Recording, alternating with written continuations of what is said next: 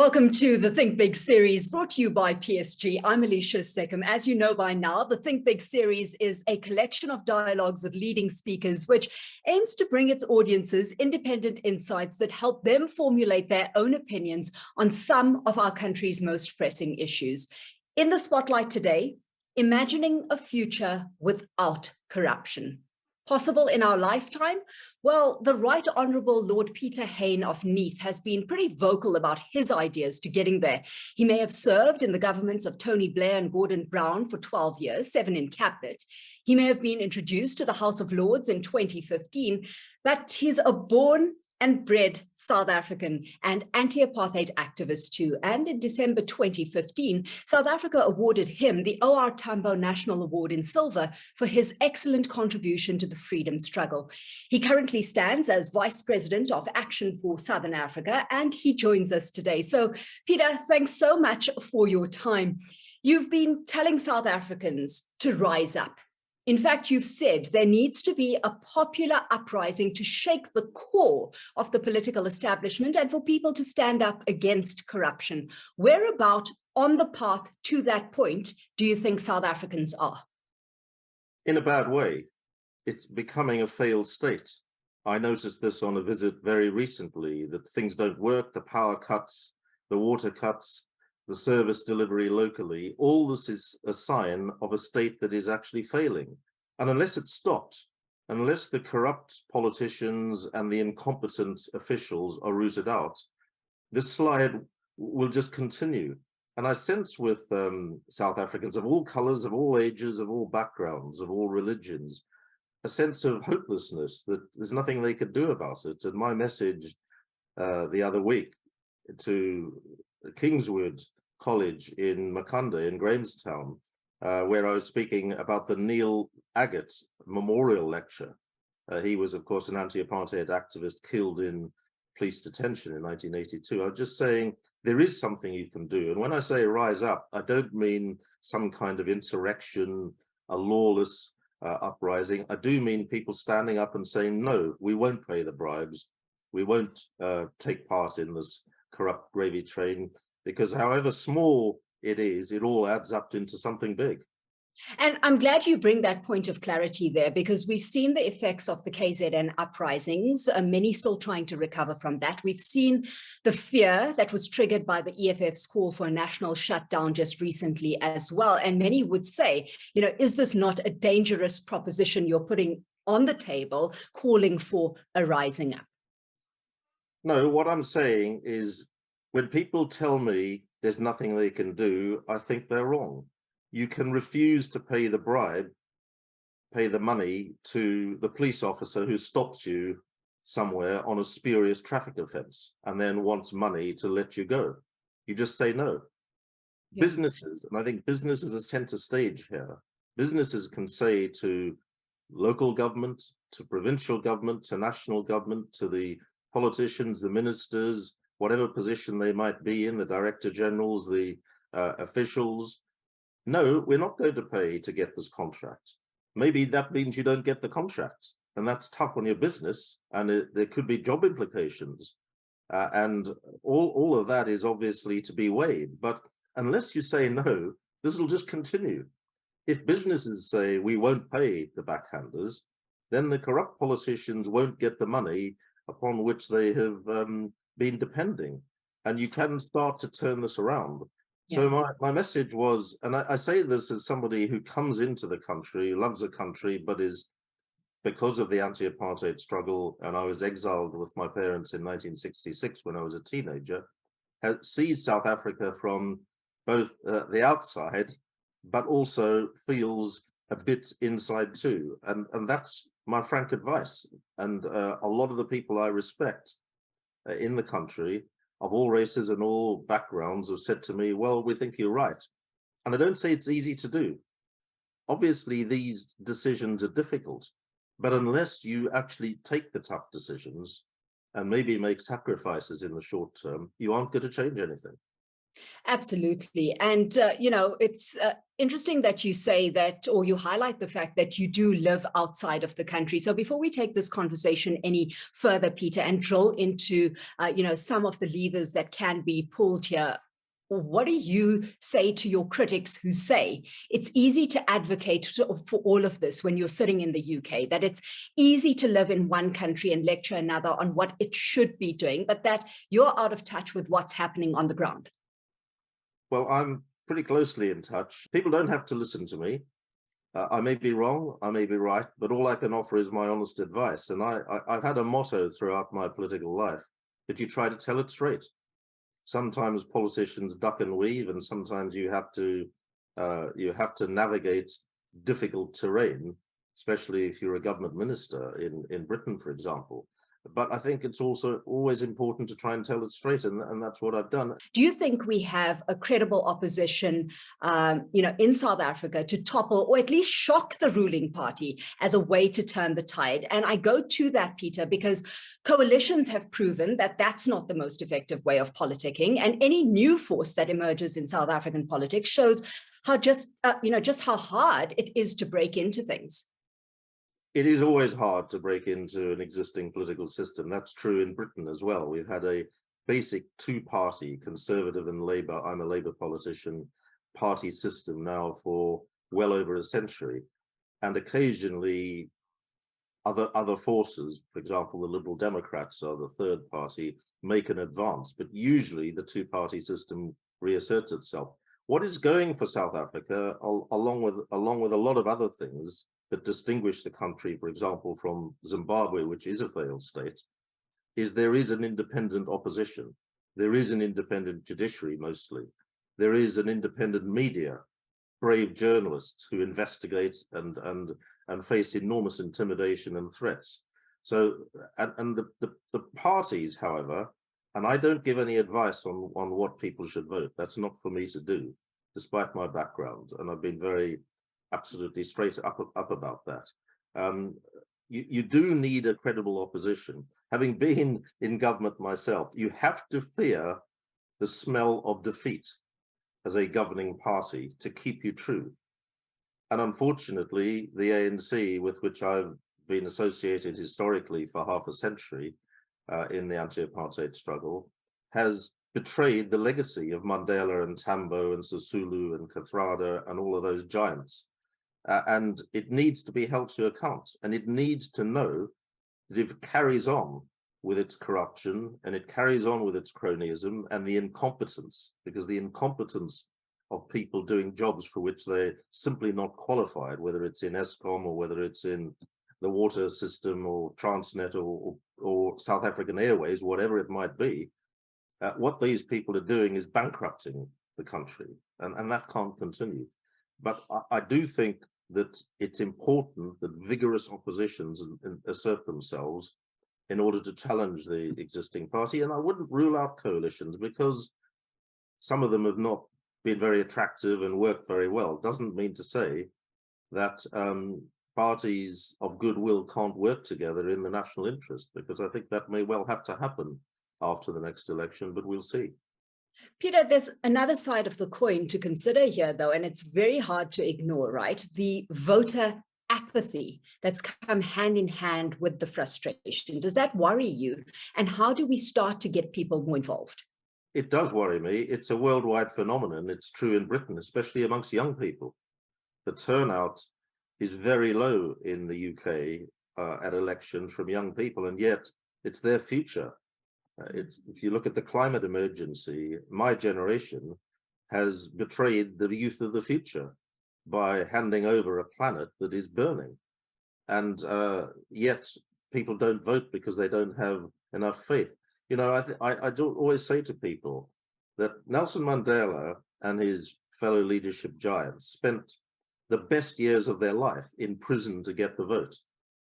And if you don't exercise it, you're betraying those values and that struggle, which involved enormous sacrifice, enormous hardship and death and torture and banishment and exile and all those things that we know about apartheid's history.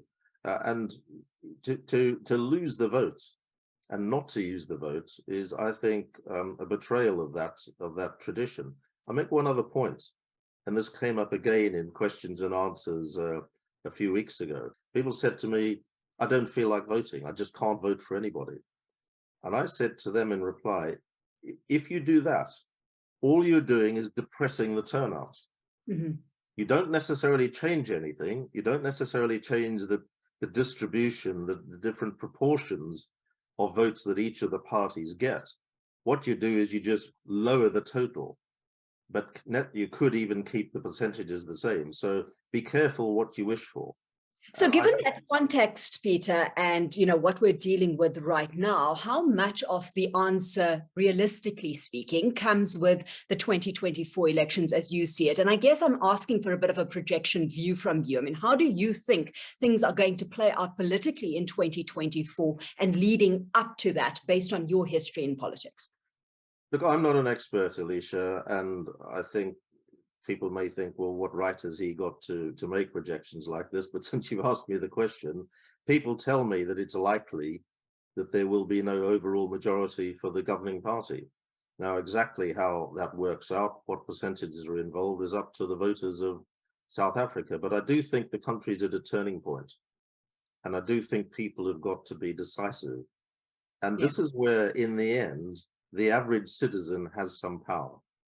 You may feel despairing, you may feel disempowered, you may feel the country is sliding into a deep bad spot. The one thing you can do is go and vote. And so I do urge people to do that and to do whatever they think is right for them and right for the country. Like you say, that's one of the levers, right? Another lever that's been pulled already, commissions and inquiries after commissions and inquiries, more often than not, long drawn and at huge cost. But in an attempt, of course, Peter, to bring to the fore some kind of accountability, many had thought that, the Zondo Commission would put the years of corruption behind us. Are they worth the hassle? I think so. It's a sign of a still functioning democratic and constitutional democracy that you have commissions like the Zondo Commission and the Nugent Commission, which looked at Bain and Company and SARS before it. There are lots of other countries in a bad state. I just picked the country to the north of South Africa, Zimbabwe. Mm-hmm. They don't hold public inquiries like this. Britain is going through a long drawn out inquiry into the mishandling of the COVID crisis by the current government. But that's going to take a very long time. People are saying it could take years. There was a long inquiry into the invasion of Iraq. It took a long time. It is frustrating. More frustrating, I think, for most people, what people tell me, is that the whole law enforcement system has been so badly hollowed out. And that's exactly what I was going to get to, because a viewer question, Peter, that that popped up was, with corruption so deeply entrenched and what's required to eradicate it, do you think South Africa has the capacity to effectively deal with corruption, especially if we're looking at a compromised NPA and SAPs and growing crime syndicates as well? So given the depth of corruption in our country, how do we best tackle it? Top down or bottom up? Both. I've already said how I think people can do it bottom up, not paying the bribe to the police officer, not paying the bribe to the Home Affairs Department official who wants to deport your Zimbabwean employee, who is a vital part of your business. It's hard to do these things. So there's a bottom-up approach, but there's also a top-down approach. And we need more decisive leadership from the very top of government. But at the same time, I think it's important to recognize that there are brave and very selfless and extremely capable of people trying to do their best. At the top of the National Prosecuting Authority, for example, there are people trying to bring to justice the looters and the criminals and the mafia gangsters. And it's a tough job, but it has to be done. And we've seen the assassination very recently of two investigators, I think a father and a son, liquidators, looking at some of the Gupta companies. So these are people who are trying to do the right thing, and they need supporting and protecting. And the police service needs cleaning up as well. And made more competent. What I notice most about the country is the degree of incompetence, that increasingly things aren't working, whether it's the mail service, whether it's the water system, and of course, most notoriously, the power system, the electricity system. And you've got to get those things right. And it's not easy, and it won't be turned around tomorrow, but you've got to make a start on it and keep pressing the politicians, the president included, to do much better. In fact, that's what you've done in the UK, right? If we look at what you've actioned in the UK, you got Bain banned from all UK government contracts for the next 3 years because of its involvement in state capture in South Africa. You've said that big business, when they're complicit, need to feel the heat. Any pointers on how we get to that point, effectively putting an end to the tango? Well, I was involved in an anti-corruption conference last month in February at Gibbs, at Pretoria University's Business School, Gibbs, where I teach. And it was designed to say to the business community with, if you like, a manifesto, these are the things you can do.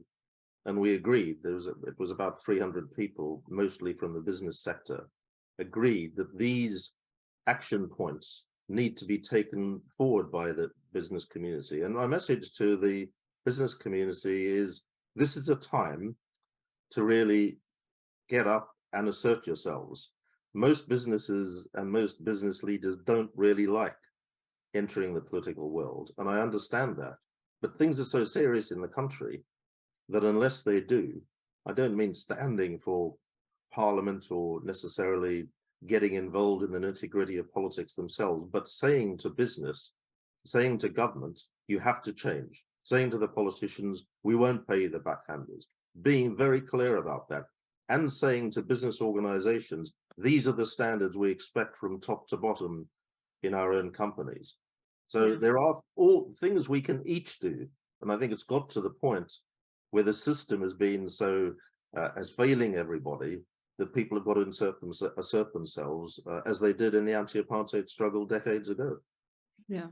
Let's home in, Peter, on enforcement, because you've been emphatic about that is a sticking point that we need to get more of a handle on. Surely we need to see more of a coming together of governments, more collaborative action and global muscle come into play as well. How do we build international solidarity in the fight against corruption?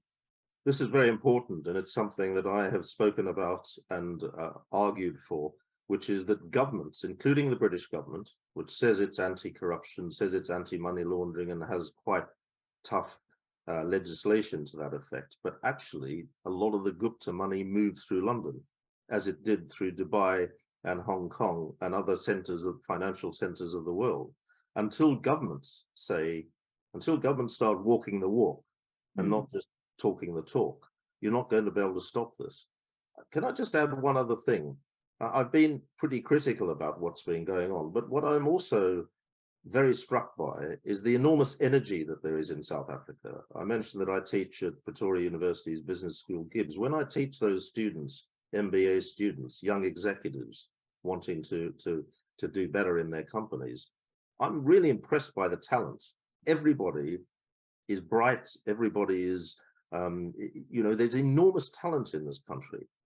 And don't forget that. And there's also a lot going for you. You've still got the elements of basic, a good infrastructure, by far the best in Africa. It is being disabled and it has been damaged by looting and corruption and cronyism and incompetence. And that has to be dealt with.